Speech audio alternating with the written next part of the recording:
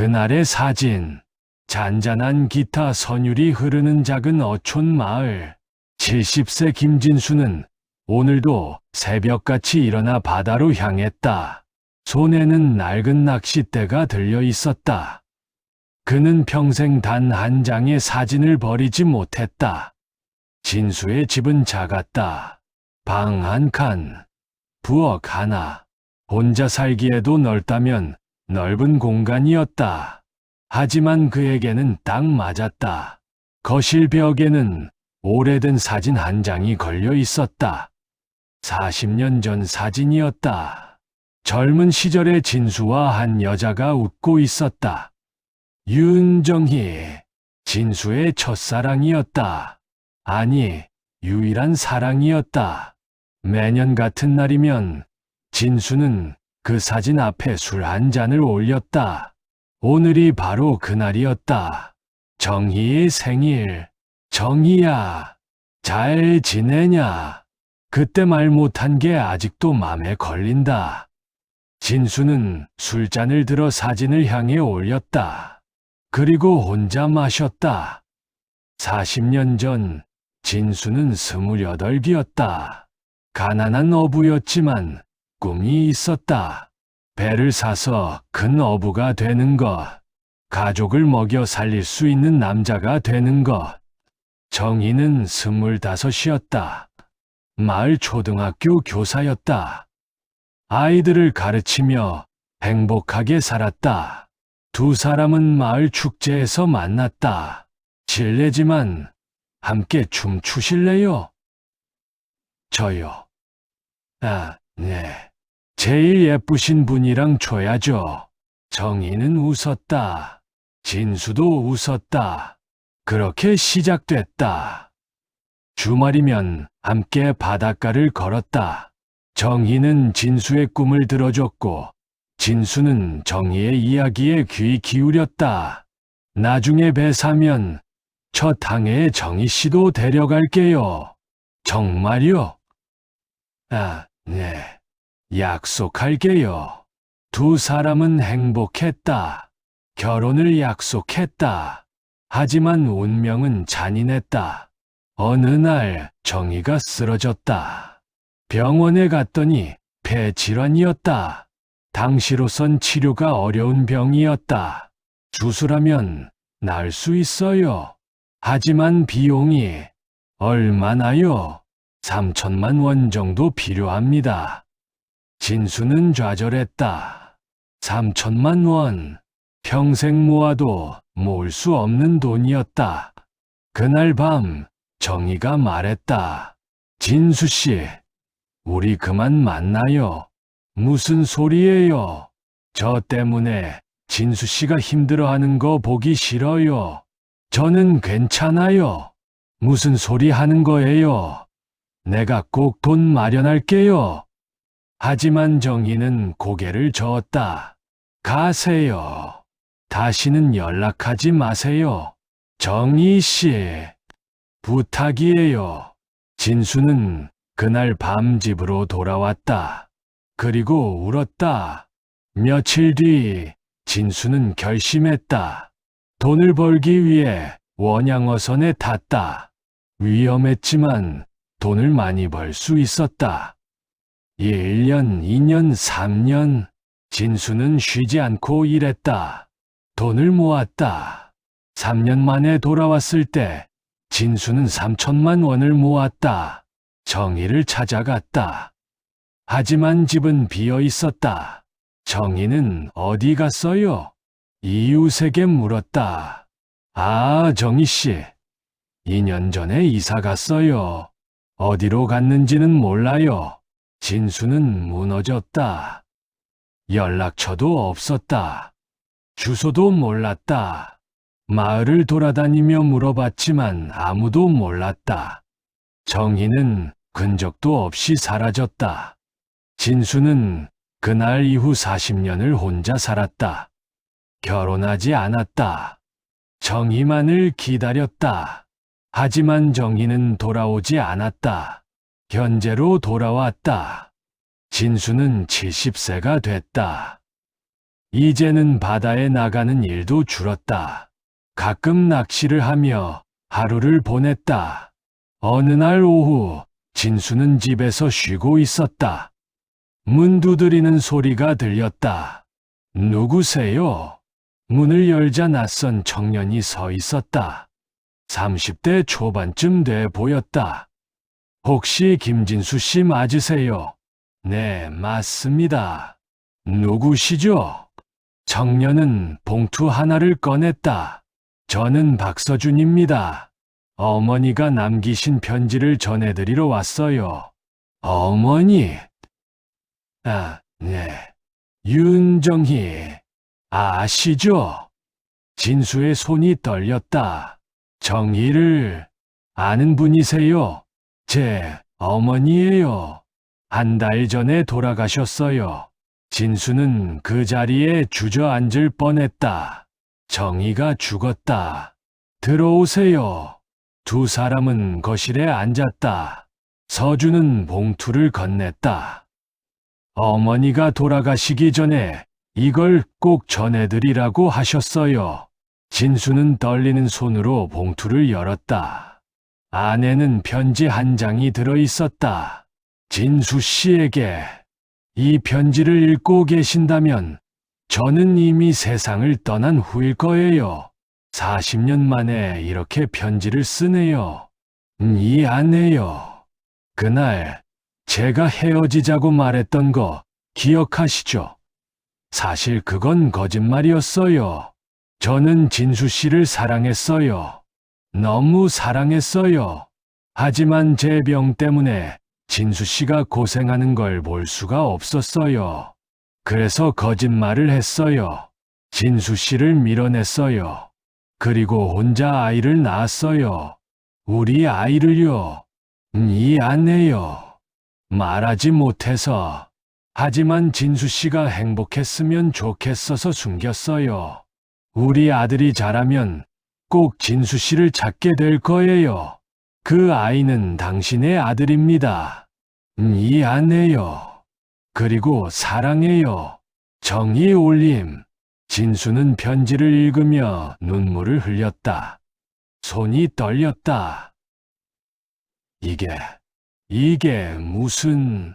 서준이 조용히 말했다. 저도 한 달 전에 알았어요. 어머니가 돌아가시면서 말씀하셨어요. 제 아버지가 누군지. 진수는 서준을 바라봤다.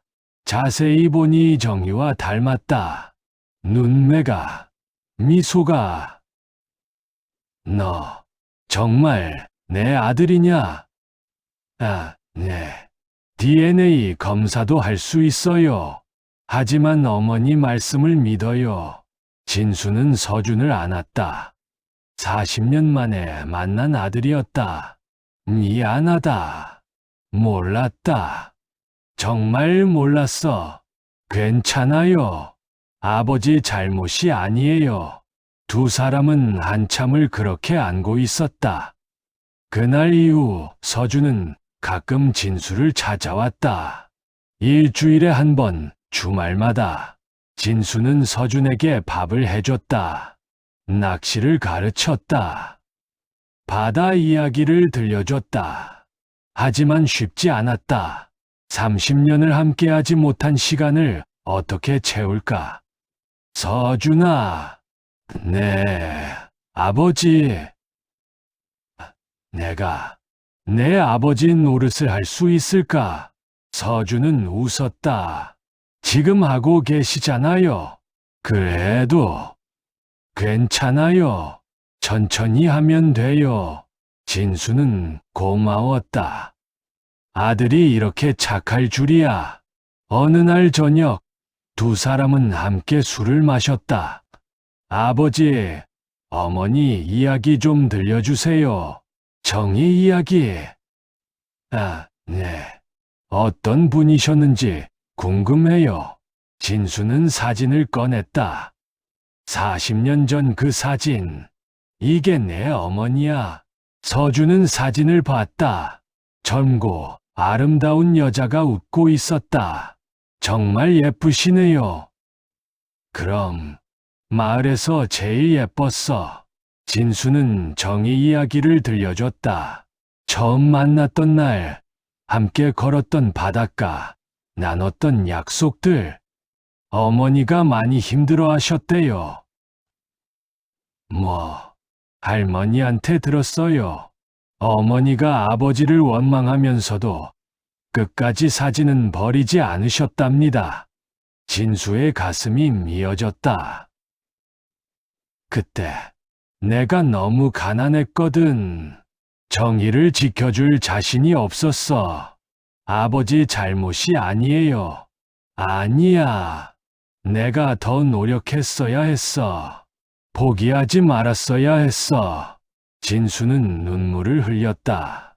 며칠 뒤 서준은 마을 슈퍼에 들렀다. 물건을 사다가 주인 할머니와 이야기를 나눴다. 어머, 서준 씨 또 왔어요? 아, 네. 아버지 뵈러 왔어요. 참 효자네요. 김 선생님 좋아하시겠어. 김 선생님이 우리 아버지예요. 어머, 그래요? 몰랐네. 근데 신기하네요. 뭐가요? 김 선생님이 말이야, 30년 전에도 정희 씨랑 연락하고 있었거든요. 서준은 놀랐다. 네, 무슨 말씀이세요? 아, 모르셨어. 정희 씨가 서울로 이사 간 후에도 김 선생님이 매달 돈을 보내줬어요. 병원비도 다 됐고요. 그게 정말이에요? 그럼요. 나도 우체국에서 봤어요. 김 선생님이 매달 돈을 붙이는 거. 서준은 혼란스러웠다. 어머니 편지에는 진수 씨가 연락을 끊었다고 적혀 있었다. 그럼 어머니는 왜? 아, 그거. 정희 씨가 그랬대요. 김 선생님한테 다시는 연락하지 말라고. 자기 때문에 진수 씨 인생 망치고 싶지 않다고. 서준은 모든 게 이해됐다. 어머니는 아버지를 사랑했다. 하지만 병 때문에 짐이 되고 싶지 않았다. 그래서 거짓말을 했던 것이다. 할머니, 그럼 아버지는 어머니가 어디 사는지 알았던 건가요? 당연하죠. 그래서 돈을 보낼 수 있었던 거잖아요. 근데 정희 씨가 답장을 안 보냈대요. 돈만 받고. 서준은 집으로 돌아왔다. 진수를 찾았다. 아버지, 왜 그러냐? 어머니한테 돈 보내신 거 알아요? 진수는 놀랐다. 그걸 어떻게? 마을 할머니한테 들었어요. 왜 말씀 안 하셨어요? 진수는 고개를 숙였다. 말할 필요 없었어. 그냥 내가 해야 할 일이었으니까. 하지만 정희가 나한테 연락하지 말라고 했어. 그래서 편지는 안 보냈어. 근데 돈은 보내야 했어. 네, 어머니가 아프다는 걸 알았으니까. 어떻게 아셨어요? 마을 사람 통해서 들었지. 정희가 폐 수술했다고. 그래서 내가 번 돈 다 보냈어. 서준은 눈물이 났다. 아버지, 너 어머니는 자존심이 세. 내 도움받기 싫어했어. 그래도 병원비는 필요하니까 받았겠지. 어머니가 아버지를 오해하고 계셨어요. 서준은 어머니의 편지를 다시 꺼냈다. 어머니가 진수 씨가 연락을 끊었다고 쓰셨어요. 하지만 사실은 어머니가 연락하지 말라고 하셨던 거잖아요. 진수는 편지를 다시 읽었다. 정희, 나를 오해했구나. 어머니는 아버지가 자기를 버렸다고 생각하신 것 같아요. 진수는 주저앉았다. 미안하다. 정희야.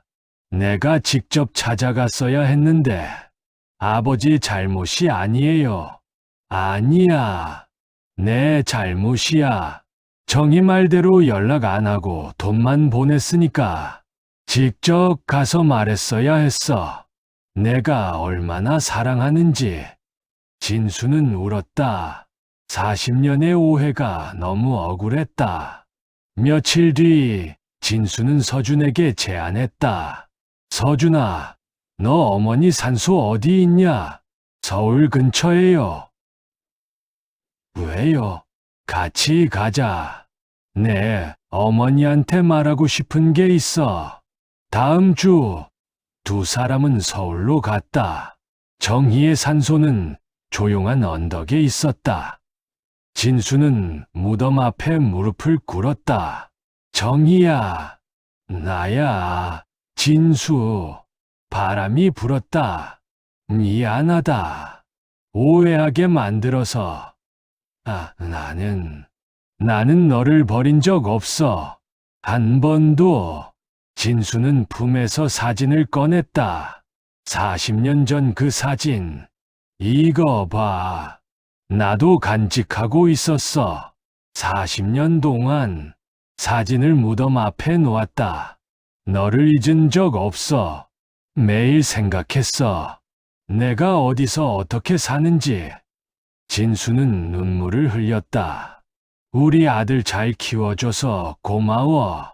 착하게 자랐어. 너 닮아서. 서준도 옆에 무릎을 꿇었다. 어머니, 저예요. 아버지 모시고 왔어요. 정희야, 이제야 약속 지켰다. 내 아들 잘 돌볼게. 늦었지만 두 사람은 한참을 무덤 앞에 앉아 있었다.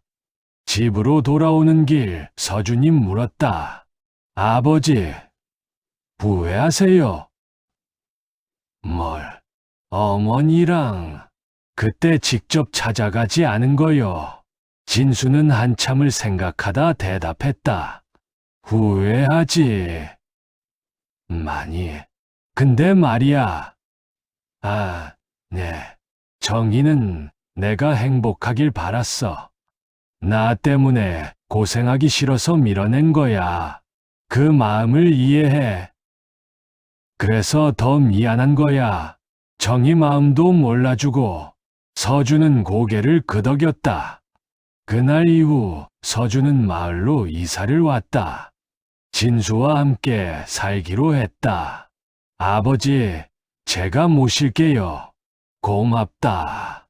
아들아, 두 사람은 함께 살기 시작했다. 아침이면 함께 바다에 나갔다. 저녁이면 함께 밥을 먹었다. 어느 날 저녁, 바닷가 언덕에서 석양을 봤다. 아버지, 이제는 진짜 아버지라 불러도 되죠? 그래.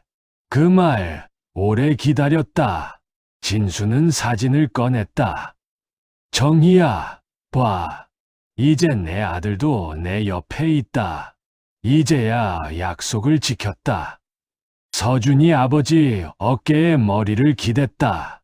아버지, 사랑해요. 나도 사랑한다. 아들아, 그날의 이별은 거짓이었다. 오해였다. 하지만 그 사랑만은 진짜였다. 40년을 기다린 사랑. 이제 부자는 함께였다. 끝.